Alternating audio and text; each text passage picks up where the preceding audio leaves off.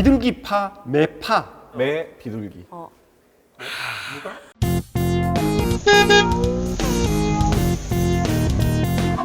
주식 투자 개념 주식 코너 주유소의 이소장입니다. 자, 우리가 주식 투자를 하다 보면 국내에 있는 경기나 경제 상황에 대해서 관심이 많으시죠? 하지만 국제적인 이슈에 대해서도 반드시 관심을 가져야 되는데요. 오늘은 국제적인 이슈 중에 가장 영향력이 크다고 할 수 있는 이것에 대해서 말씀을 드리도록 하겠습니다. 자, 여러분 안녕하세요. 반갑습니다. 안녕하세요. 오늘의 주제는 말이죠. 제가 퀴즈를 낼게요. 퀴즈. 퀴즈 좋아. 잠깐 상품 있나요? 퀴즈는 상품이지. 이만큼 내가 준비했어 지금. 자, 퀴즈 냅니다. 전 세계에서 가장 힘이 센 사람 또는 것. 사람이 아닐 수 있다는 거잖아. 바이든. 푸틴? 백악관. 청와대. 헐크. 오한마? 저기 오바마. 이쯤에서 제가 오늘 정답을 말씀드리겠습니다. 자, 오늘의 주제는 미국의 중앙은행 연방준비제도입니다. 제도요? 제도. 은행이라면서요. 은행. 미국 대통령보다 그 연방은행? 뭐 제도? 걔가 신다고? 연방준비제도. 연준이라고 하죠. 우리 한국에는 은행 중에 가장 그 중앙에 있는 은행은 한국은행. 한국은행. 알고 계시죠? 근데 미국은 각 주마다 연방준비은행이라고 하는 게 있어. 잠깐만요. 근데 원래 우리나라 한국은행 뱅크 오브 코리아 하는 것처럼 거기도 그냥 아메리카 뱅크 아닐까? 뭐 BOA인가? 아, 뱅크 오브 아메리카? 그러니까 미국 설마 그걸 얘기한 거야? 아니, 그렇게 정확하게 틀린 답을 대답한다. 연방준비제도가 미국의 중앙은행입니다. 자, 이해가 안 되시죠? 왜 은행자를 안 붙여요? 왜 제도요? 내 말이. 이제 과거부터 히스토리를 한번 간단하게 말씀드리면 미국은 연방제잖아요. 예전부터 독립할 때부터 한쪽의 권력에 집중되어 있는 거를 다 싫어했었어. 그래서 각 연방별로 은행이 다 있고 그래서 민간은행이 되게 역할이 컸었어요. 근데 이 민간은행들이 개별적으로 움직이다 보면 전체적인 정책을 이끌어가기 힘든 게 있잖아. 그래서 각각에 있는 연방은행들을 엮어서 하나로 은행처럼 운영을 하겠다. 그게 연방준비제도 시스템이라는 겁니다. 소위 말해서 막 전부 다를 합의점을 이끌어내는 뭐 시스템. 그런 거. 그런 거. 대장이네. 연준이 왜 중요하냐면 기축통화라고 들어보셨나요? 전 세계 기축통화, 기본이 되는 통화가 달러 4달러. 달러입니다. 달러. 근데 그 달러를 어디에선가는 찍고 발행을 하고 해야 될 거 아니야. 네. 누가 결정하겠어? 뭐 자기 나라 돈이니까 미국이 그러니까 연준이 하는 역할이 그거와 관련된 게 많아요. 그래서 가장 힘이 세구나. 힘이 셉니다. 이 관련된 기사를 보다 보면 연준에서 뭐 금리를 올렸다 이런 말도 있고 뭐 FRB니 뭐인 말도 있고 미국의 금리 수준을 얘기할 때 기사를 보다 보면 되게 헷갈리는 단어가 많을 거예요. 그래서 제가 오늘 막 영어 막 섞여서 나올 때. 섞여 나오니까 정신 없잖아. 또 한 판으로 내가 또 오, 정리를. 정리를 또 했습니다. 이 연방준비제도는 하나의 시스템이잖아요. 그러다 보니까 여기에 있는 시스템에서 어떤 의사결정을 해야 될 기구가 있어야 될 거 아니야. 네. 이 시스템은 사람이 아니잖아. 그러니까 미국에 있는 은행의 금리는 얼마로 하고 하는 의사결정을 해야 되는 뭔가 우두머리들. 약간 그런 회의체 모임이 있어야 되잖아요. 그 모임을 가운데 보시면 연방준비제도 이사회라고 합니다. 여기에서 FRB라고 하는 게 나와요. FRB. 자, 그래서 미국의 중앙은행, 즉 연준은 이런 세 가지 실체가 있어요. 여기 있는 연방준비제도 이사회 제일 중요하고요. 그 다음에 또 하나의 그거는 아까 말씀드린 것처럼 연방준비은행이라고 밑에 지도를 보시면 12개 주의 연방준비은행이 있어요. 여기 각각의 총재가 있죠, 그죠? 이 총재는 누구의 통제를 받냐면 FRB의 통제를 받습니다. 은행끼리 돈 빌릴 때도 이자율이 있거든요. 네. 그런 거. 그리고 난 다음에 어느 정도 자산을 쌓아나라고 하는 지급 준비율도 정해주고 하는 것들이 이제 여기서 정하면 얘는 따라가야 되는. 그리고 또 한 가지 우리가 기사를 볼 때 FRB만큼 자주 나오는 단어 FOMC라고 하는 게 있어. 저건 많이 들어본 것 같아요. 이게 뭐냐면 연방 공개시장위원회라고 하는데 이 FOMC가 왜 중요한지는 아까 제가 금리를 정한다 그랬잖아요. 통화정책 결정이라고 밑에 써놓으셨네요. 자, 그렇죠. 통화정책이란 뭐냐면 이런 거야. 시중에 네. 돈을 얼마나 많이 이렇게 유통을 시킬까? 아니면 돈이 너무 많으니까 다시 은행으로 싹 흡수를 할까?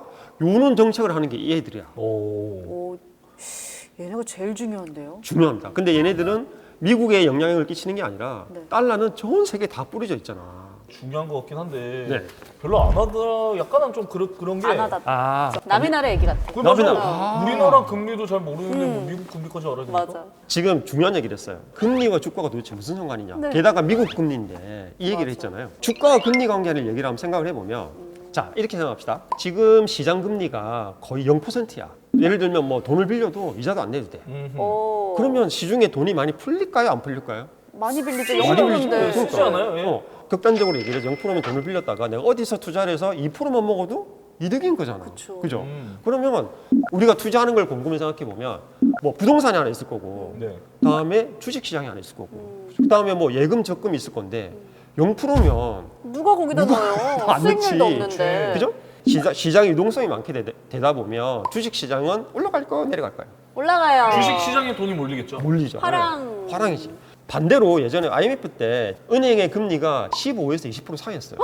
그렇게 많이 줬어요? 나 은행에 넣지 그러면 나는. 자, 봐 이렇게 나오죠. 그치. 맞아. 은행에 놓지. 그러다 보니까 투자했던 사람 입장이라면 내가 주식 투자를 했는데 1년 내내 마음 졸이고 있느니 그거 팔고 그냥 은행에 넣으면 10% 15% 나올 건데 그치.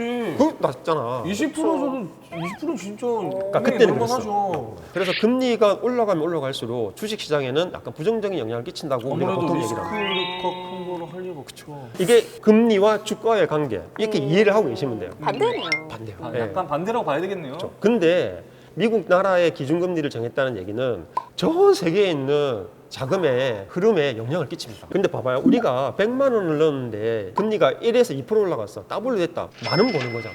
그렇죠. 근데 이게 만약에 몇십 조면 1, 2원만 달라져도 이게 엄청나게 돈이 크잖아요. 아, 그러네요. 근데 전 세계에 움직이는 돈은 그보다 액수가 크단 말이죠. 그러다 보니 미국에서 금리를 올렸다. 그러면 신흥 시장에 투자했던 외국인들이 아예 잠깐만 이거 다 팔고 아예 그냥 미국에 그냥 넣자 국채를 사자 이렇게 달러가 할 수도 있단 말이죠. 그러다 보니까 달러의 움직임에 따라서 환율로 영향을 받고 그다음에 주식 시장이나 자산 시장도 영향을 받는단 말이죠. 그렇게 중요한 결정을 하는 데가 어디냐면 FOMC입니다. FOMC는 그러면 어떤 데인가? 자 이렇게 보시면 와, 멋있다, 멋있다. 여기에 그 대장이 있는 거예요? 그렇죠. 대장이 있습니다. 여기에 테이블에는 FRB 이사 7명하고 연방 준비은행 총재들도 다 들어가 있어. 그러면서 회의를 하는 거야. 막 서로 야 어떻게 할래? 올릴래 말래? 얘기를 하는 거야. 그래서 여기에서 이제 금리 수준이 결정이 돼. 결정이 되면 이사록을 발표를 합니다. 네. 이 안에서 있었던 발언이라든지 이런 걸 다 적어서 공개를 해요. 워낙 중요한 사안이니까 워낙 중요한 전 세계에 거예요. 공개합니다. 전 세계. 아니 사이트 올라와요. 그러면은 이 회의를 얼마 만에 한 번씩 해요? 1년에 8번 봅니다. 8번이요? 8번.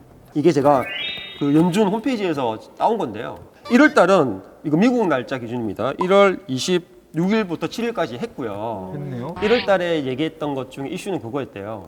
코로나 때문에 네. 돈이 많이 풀린 거는 다 알고 계시죠. 그리고 미국은 우리보다 더 GDP 대비해서 더 많은 돈을 지출했거든요. 역시 다르구만. 그러다 보니까 지금 시중에는 이러다 인플레이션 오는 게 아니냐. 그러면 안 되잖아. 그쵸. 거기에 대해서 제롬 파월 의장은 그렇게 얘기를 했어요. 아직까지 인플레이션의 그 전조라고 보기에는 확실하지 않다.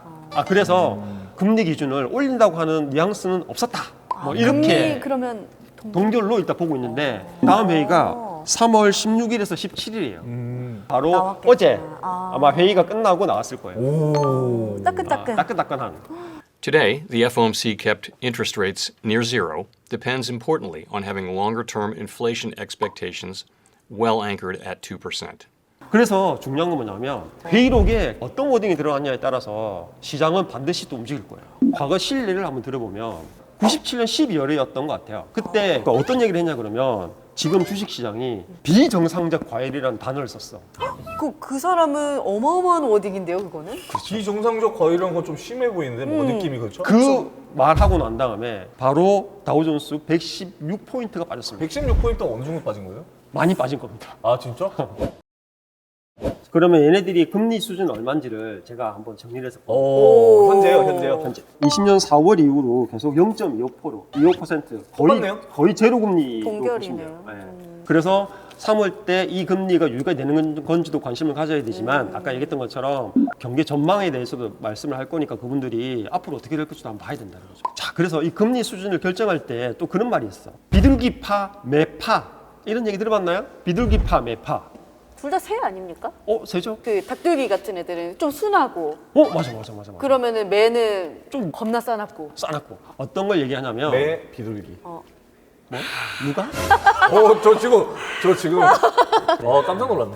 자, 비둘기파는 그 시장 친화적으로 금리를 낮춰서 시중의 유동성을 풍부하게 하자는 거고, 매파는 잘못하면 인플레이션은 경기 과열이 될 수 있기 때문에 금리를 올려서 시중에 있는 돈을 환수시키자, 이런 주장.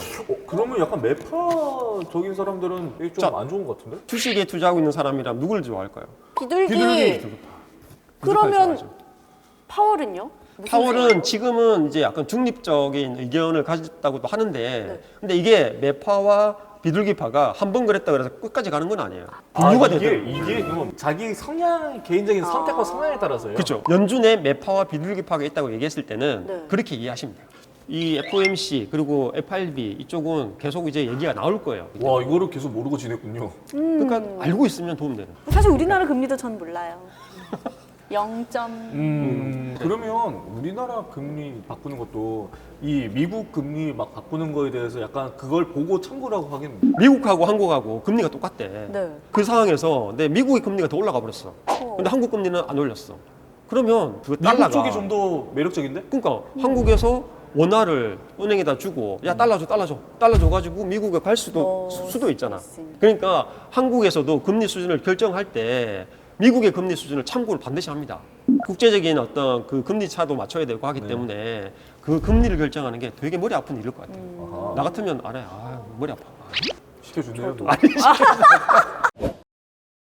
오늘은 미국의 중앙은행에 속하는 연방준비제도 그리고 FRB, FOMC에 대해서 알아봤는데요. 주식 투자를 하시는 분이라면 야 미국의 금리가 나한테 영향을 주겠어? 주식 투자를 하시는 분은 영향을 받습니다. 그렇기 때문에 FOMC 의사록 기사가 나오면 한 번씩은 참고하시기를 꼭 부탁드리겠습니다. 여러분 안녕. 구독 좋아요. 눌러주세요. 눌러주세요. 눈치 봐야 돼요.